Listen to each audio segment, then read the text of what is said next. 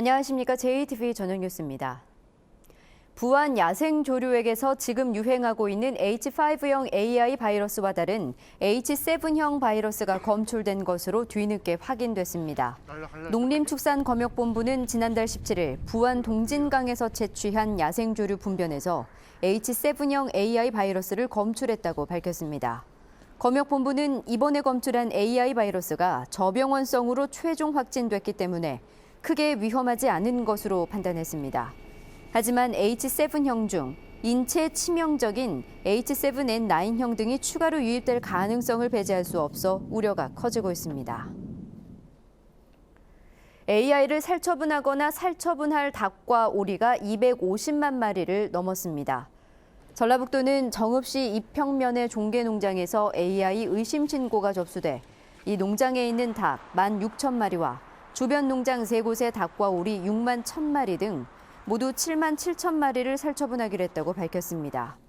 이에 따라 전북에서 살처분하거나 살처분할 닭과 오리는 118개 농장에 252만 5천 마리로 늘었습니다. 전주의 이른바 얼굴 없는 천사로 알려진 익명의 거액 기부자가 올해도 찾아왔습니다. 전주시는 한 중년 남성이 오늘 오전 노송동 주민센터 근처에 5천여만 원이 든 종이 상자를 놓고 갔다고 밝혔습니다. 얼굴 없는 천사로 불리는 이 기부자는 지난 2000년부터 한 해도 거르지 않고 연말에 거액을 두고 갔고 올해까지 두고 간 금액을 합치면 5억 원에 가깝습니다. 사업 추진이 오랜 기간 더딘 주택 재개발 예정지구에 대한 직권 해제가 처음으로 확정됐습니다. 전주시는 진북과 인후, 서원초 인근 등 추진위원회조차 꾸리지 못한 주택 재개발 예정지구 5곳에 대해 직권 해제를 결정하고 올해 안에 고시할 예정이라고 밝혔습니다.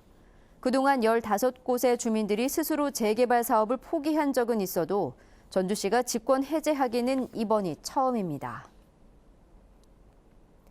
행정자치부의 재정 건전성과 효율성 평가에서 전라북도가 5개 등급 가운데 중간 등급인 다등급을 받았습니다.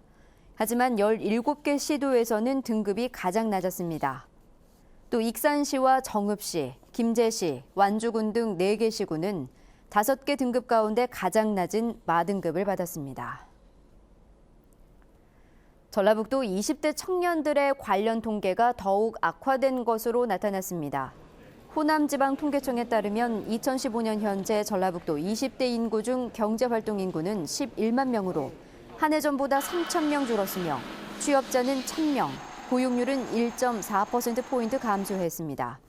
도내 대학교 졸업자들의 취업률도 인문, 자연과학, 공학 등 5대 계열 모두 일제히 하락해서 전체 취업률은 56.5%로 전년 대비 3.6% 감소했습니다. 또 2015년 도내로 전입한 20대보다 밖으로 전출한 20대가 6,174명 많아 청년 유출 현상도 계속된 것으로 나타났습니다. 더불어민주당 전북도당 여성위원회가 1년이 지난 한일 위안부 합의의 원천 무효를 주장하며 재협상을 촉구했습니다. 민주당 여성위원회는 한일 위안부 합의의 위안부 동원에 대한 언급이 전혀 없고 인권 유린에 대한 반성과 성찰도 없다며 일본이 법적 책임을 인정하는 내용으로 재협상해야 한다고 주장했습니다. 달개 해인 정윤원을 앞두고 조사한 결과 전북에 닭과 관련된 지명이 41곳이 있는 것으로 나타났습니다. 국토지리정보원에 따르면 전북에서 닭과 관련한 지명은 진안 금계곡과 순창 닭바위, 정읍 계동산 등 41곳인 것으로 확인됐습니다. 이는 전국에서 전남 83개, 충남 45개에 이어 세 번째로 많은 것이었습니다. 매주 월요일마다 문을 닫았던 국립전주박물관이 내년부터는 월요일에도 문을 엽니다. 국립전주박물관은 이용객들의 편의를 위해 내년부터는 휴장일 없이 월요일에도 문을 열기로 했다며 1월 1일과 설날, 추석 당일 등 3일만 휴관한다고 밝혔습니다. 군산 해양경비안전서는 마을 발전기금 수천만 원을 가로챈 혐의로 군산의 한 마을 이장 60살 이모 씨를 군산지검에 불구속 송치했다고 밝혔습니다. 김 씨는 지난 2011년 4월부터 5년 동안 유람선 업체로부터 받은 마을 발전기금 5,700만 원을 빼돌려 개인적으로 사용한 혐의입니다. 전주지법 형사 2단독은 경찰에 허위 신고를 하고 출동한 경찰관을 폭행한 혐의로 기소된 46살 김모 씨에게 벌금 300만 원을 선고했습니다. 김 씨는 지난 8월 자신이 칼에 찔렀다며 112에 허위 신고를 하고 출동한 경찰관을 발로 차는 등 특별한 이유 없이 거짓 신고와 폭력을 행사한 혐의로 기소됐습니다. 전북은 오늘 전주와 익산이 3도, 부안은 2.4도에 머무는 등 추웠습니다. 내일은 새벽부터 눈이 내리다가 오전에 대부분 그치겠습니다. 예상 적설량은 1에서 3cm입니다.